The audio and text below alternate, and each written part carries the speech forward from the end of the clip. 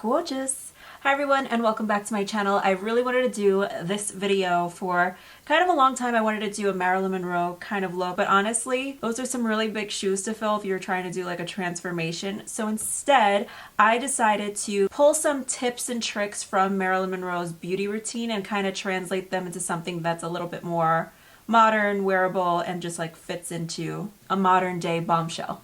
So let's get started. So first and foremost, Marilyn really loved hydration.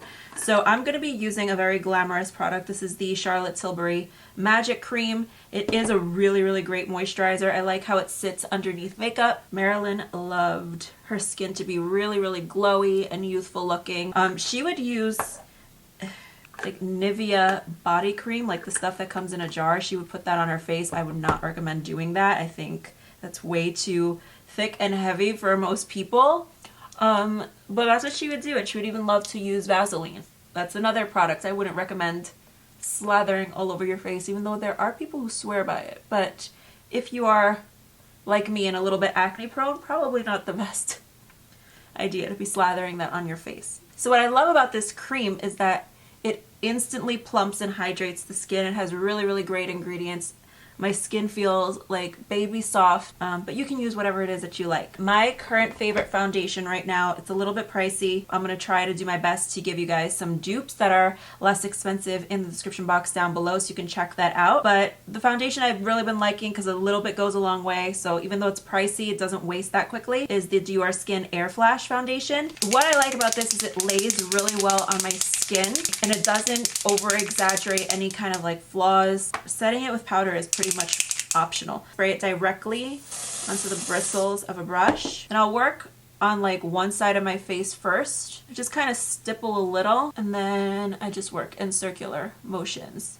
Not pressing too hard. This brush kind of does most of the work for you. It really doesn't look heavy, at least not when I apply it using this technique. I find that it works really well, and this brush is from Makeup Forever. It's the number 122. The reason why I'm doing one side of my face first is this stuff sets pretty quickly and then it doesn't move, which is again why I like it so much, because you don't really need to use any powder to set it if you don't want to, unless your skin is really oily.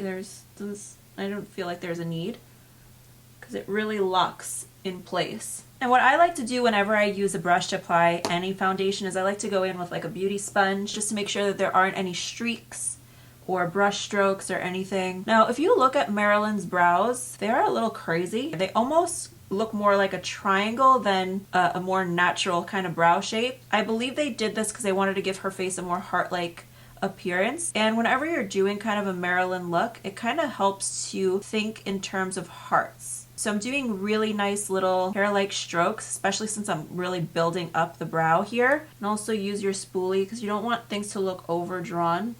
And I mean, I feel like most of the bombshells from that time had arched brows. I think there's something sexy about that. So I'm actually going to start working on the eyes now, and I have this matte and shimmer dual-ended like brow highlighter pencil, and then I'm going to go underneath the high point of the brow with the shimmerier side using my Glossier Stretch Concealer. It's my absolute favorite because it looks like nothing on the skin, but it does help to correct any darkness you might be experiencing, and it layers really nicely too. It doesn't cake up.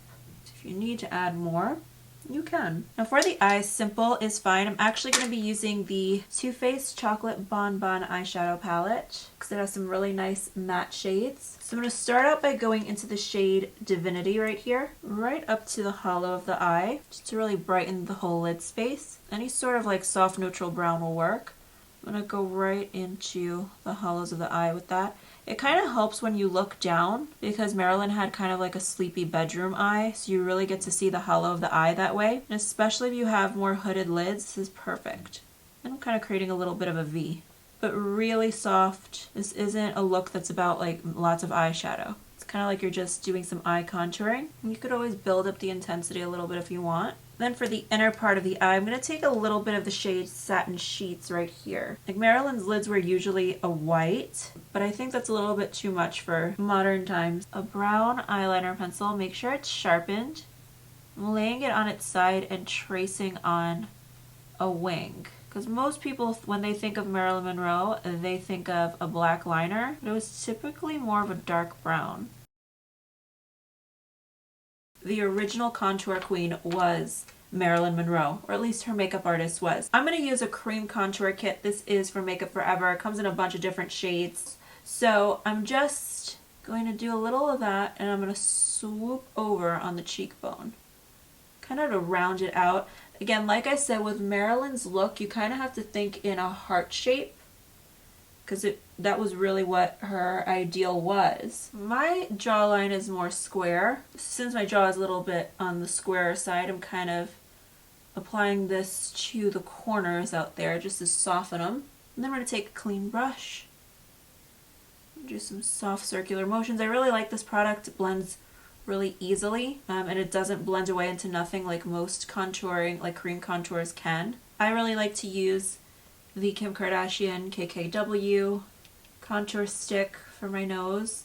I don't really use it on any other parts of my face, but I just find that it's kind of perfect for the nose.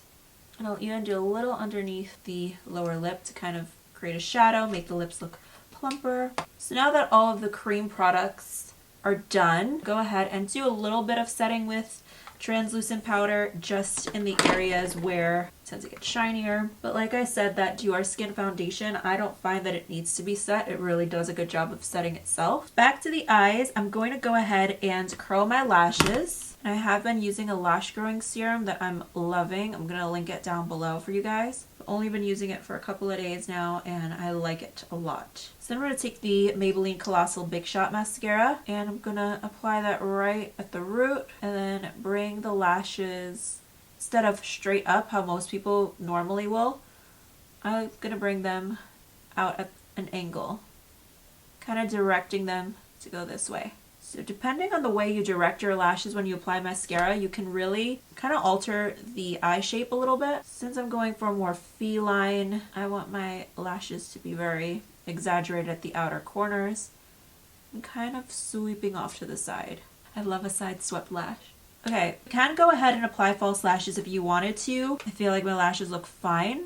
I will say, if you're going to use a false lash for this kind of a look, pick a lash that goes from shorter lashes to longer lashes and cut it in about half, and then take the inner pieces and attach those to the outer corners for again, that more feline effect. What I'm going to do now is kind of create a little bit of a shadow along my lower lash line. So you guys can see there's like a little bit of a shadow going on right here, being cast by my upper lashes.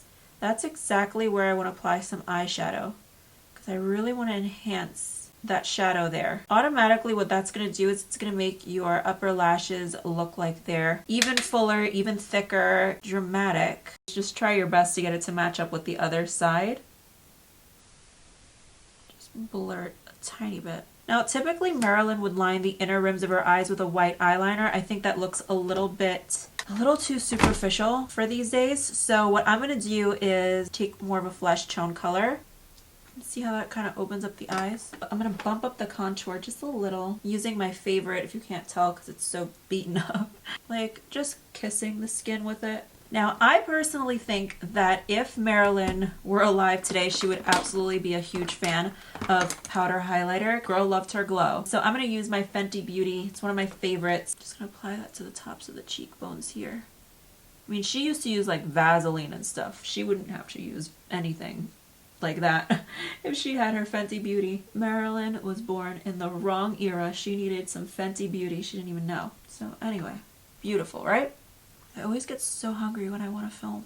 Like after I film, I'm so hungry. I can't help myself. I have like leftover Thai food from earlier in the day and I'm gonna swallow it. What do you guys order when you do like a seamless, or love to know? Not very many people wear red lipstick anymore, but I do want to use something that's not a nude. I really like this shade from Charlotte Tilbury. It's called Grace, I think, and it's a really pretty kind of pinky color.